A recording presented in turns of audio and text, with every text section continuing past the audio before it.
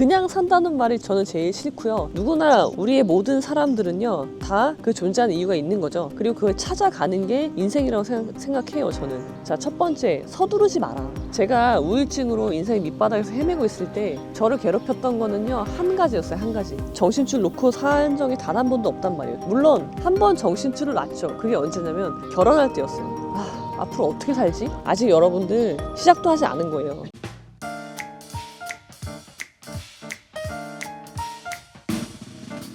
예, 여러분 안녕하십니까? 오늘은 즐거운 목요일입니다. 저는 가족들과 함께 남해라는 곳에 여행을 왔는데요. 아까 이제 사실은 바닷가에서 영상을 찍고 싶어서, 왜냐면 우리가 대자연을 마주하게 되면 인생이라는 긴 흐름 속에서 하나의 그 구간을 살고 있는 거잖아요. 그 구간도 길게 보지 못하고 지금, 오늘, 아니면 내일, 아니면 이번 달, 그 정도만 가지고 계획을 세우고 살고 있는데, 자연을 접하게 되면은 굉장히 인생을 길게 본다는 거죠. 원래 인생은 근데 긴 거예요. 근데 그것이 삶 속에서는, 치열하게 살고 있는 삶 속에서는 보이지 않던 것이 자연을 접하게 되면 그것이 이제 비로소 느껴지게 되는 거죠. 왜 그러냐면은 끊임없이 밀려오는 바다를 보고, 직접 눈으로 보고, 우리가 머릿속으로는 알고 있죠. 바다의 모습, 형상을 알고 있지만 직접 보는 것은 다르잖아요. 바다를 접해요. 바다를 직접 눈으로 대면하고, 그 다음에 저 하늘에 구름이 흘러가는 모습을 보면서 내가 속해 있는 이 땅, 그 다음에 지구, 그 다음에 더 나아가서는 우주, 그렇게 계속 공간이 확장이 되는 거죠. 그러면서 거기에 살고 있는 나라는 존재, 굉장히 미미한 존재잖아요. 그 존재 어떻게 살아야 될 것인가, 그런 고민을 하게 된단 말이에요.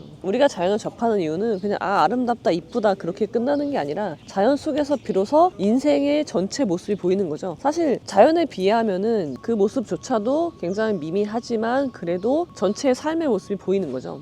그래서 제가 물론 이렇게 멀리 바다를 보러 오는 일이 쉬운 일은 아닌데, 틈틈이 출장을 간다거나 가까운 데를 가더라도 이런 자연을 접하게 되면은 나름대로 저의 생각을 정리해서 영상을 올리려고 노력을 하거든요. 근데 이곳에 와서 영상을 찍지 않을 수가 없어서 지금 제가 생각하는 것을 함께 이야기 나누고자 합니다. 지난번에 제가 고성이라는 곳을 갔다가 그 바다를 보고서 찍었던 영상이 있는데, 거기에 주제가 지천명이었습니다.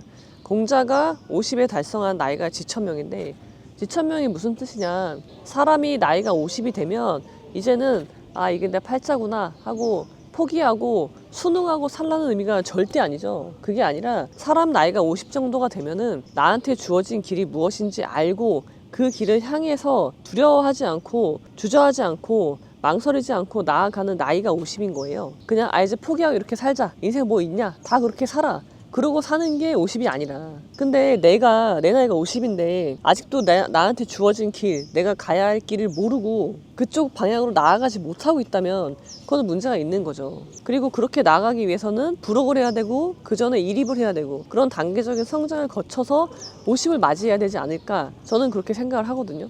사실 제가 군 법무관이라는 조직을 42살에 이제 그만두고 나오게 됐는데요. 그런 선택을 한 중요한 이유 중에 하나도 50을 준비하기 위해서였어요. 50이라는 나이, 지천명이 되기 위해서 내가 하고 싶은 일, 정말 나한테 주어진 길이라는 건요, 결국은 내가 하고 싶은 일이 무엇인지에서 시작을 하는 거거든요. 근데 그거는 군 법무관과는 괴리가 있었단 말이에요. 그리고 나라는 사람과도 맞지 않는 직업이고, 그래서 42살을 그만두고 나오게 된 거거든요. 그리고 정말 지천명할 수 있는 50대를 맞이하기 위해서 지금 열심히 치열하게 삶을 살고 있는 거예요. 이제 이런 내용에 대해서 말씀드렸던 게 지난번 영상이었고요. 오늘은요, 남해에 와서 또 대자연을 접하고 제가 든 생각을 말씀드리려고 합니다. 여러 가지 생각이 정말 주마등처럼 스쳐가는데 주된 생각은 이거예요. 나는 이 자연의 질서에서 어떻게 무엇을 하고 있는가, 그런 생각, 나의 삶의 의미는 무엇인가, 내가 100년을 살다 간다면 내가 살았던, 내가 존재했던 이유는 무엇일까. 그냥 산다는 말이 저는 제일 싫고요. 남들과 똑같이 산다는 거는 살지 않는 것과 다름이 없어요. 물론 죽지는 않겠지만 그렇게 산다면 무슨 의미가 있을까, 그런 생각을 저는 항상 하고 있기 때문에, 누구나 우리의 모든 사람들은요 다 그 존재하는 이유가 있는 거죠. 그리고 그걸 찾아가는 게 인생이라고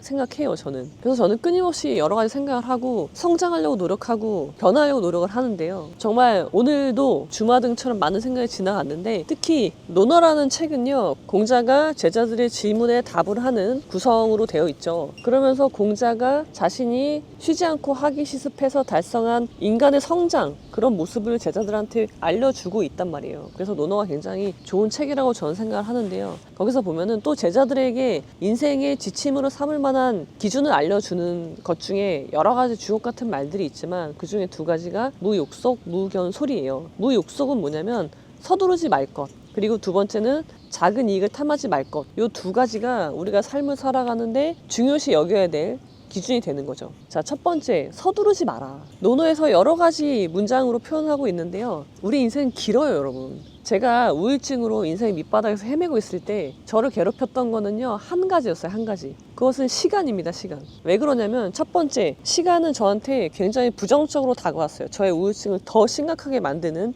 하나의 요소였는데, 이유가 뭐냐면 제가 한 36살쯤에 우울증이 왔어요. 근데 그런 생각이 든 거예요. 저는 정말 치열하게 살아왔거든요. 우울증에 빠지고 인생의 실패의 밑바닥에 제가 도달했지만 그냥 정신줄 놓고 산 적이 단 한 번도 없단 말이에요. 물론 한 번 정신줄을 놨죠. 그게 언제냐면 결혼할 때였어요. 결혼할 때 제가 정신줄을 놨어요. 그 결과가 공돈탑이 무너지게 되는 그런 결과를 가져오게 됐는데, 제가 36년을 쉬지 않고 살아왔어. 끊임없이 노력하면서. 근데 우울증이 온 거예요.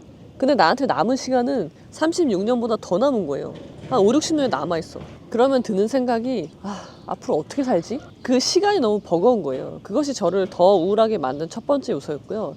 두 번째, 시간이라는 거는 다시 제가 우울증에서 위로 올라오게 만들어주는 요소가 됐는데요. 생각의 전환이에요. 상황이 나아진 건 아닌데 제가 우울증에서 다시 올라올 수 있었던 이유는 저의 조건이 나아졌다거나 그런 게 전혀 아니었어요. 뭐였냐면은 시간은 여전히 많이 남아있죠. 근데 시간이 많이 남아있다라는 거는 어떻게 살지? 그런 걱정으로 다가오지만, 또 하나는 나한테 이렇게 많은 시간이 남아있잖아. 내가 36년을 망했어. 나한테는 그 이상의 시간이 더 남아있는 거예요. 그러니까 이제 다시 시작할 수 있구나 라는 생각. 그래서 시간은 저에게 밑바닥에 있는, 정말 인생의 밑바닥에서 다시 위로 올라올 수 있는, 그러니까 에너지를 반전시켜주는 힘이 됐습니다. 그리고 또 여러 가지 이야기가 있는데요. 임중도원이란 말이 나옵니다. 임중도원. 임무는 무겁고 갈 길은 멀다. 그러니까 우리 인생을 네 글자로 표현한 건데요. 이거에 대해서는 제가 다른 영상에서 설명을 드리고, 도원, 여러분 갈 길이 멉니다. 아직 여러분들 시작도 하지 않은 거예요. 저는 언제 다시 시작했냐면은 36살쯤에 제가 우울증으로 완전히 다 공든탑이 무너지고 나서 그 이후에 37살부터 다시 시작한 겁니다. 그러니까 여러분, 저보다 어리신 분들은 당연하고요. 저보다 나이가 많으신 분들이라고 하더라도 여러분들에게 남아있는 시간이 많습니다. 갈 길이 멀어요, 아직도. 그러니까 언제라도 다시 시작하실 수 있습니다. 그래서 어떻게 해야 되냐면 무욕속, 서두르면 안 됩니다.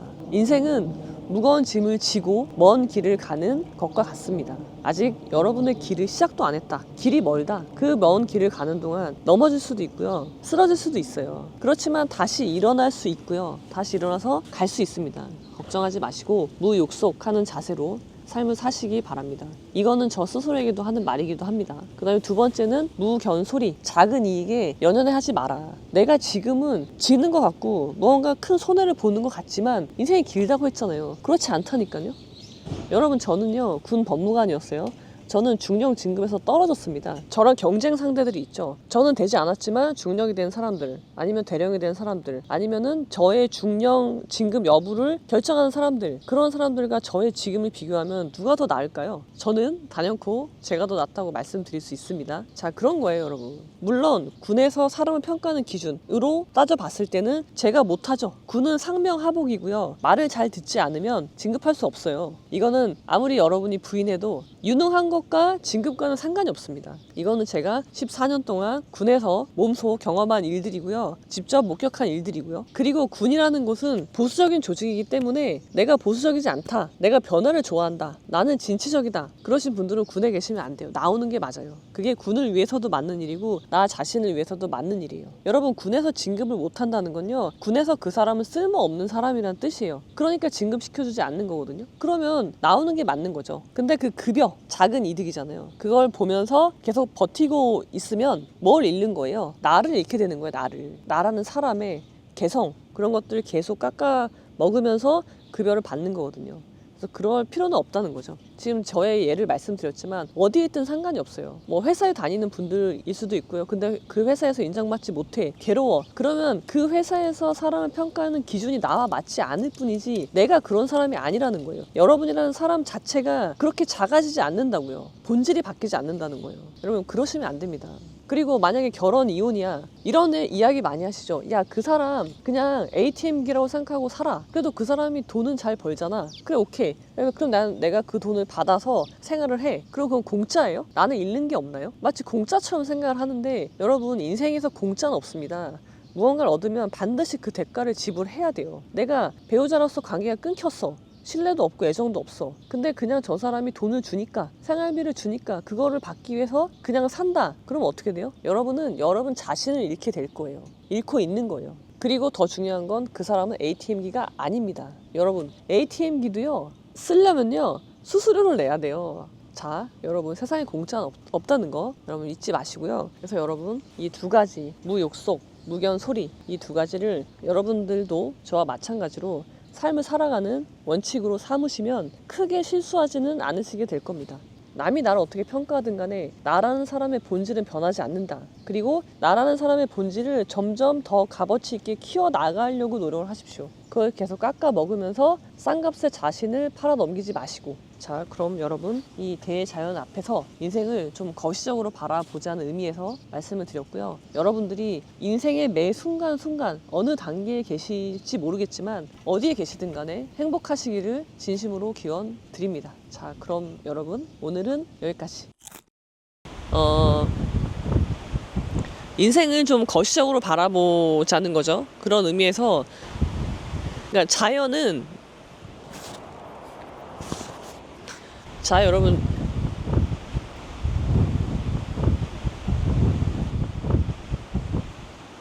그 결과가 이거야. 무너졌어. 우울증에 걸리는 거야.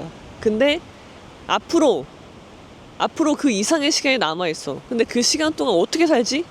그것이 저를 첫 번째로 힘들게 했던 거고요. 그 다음에 두 번째의 의미는 뭐였냐면요.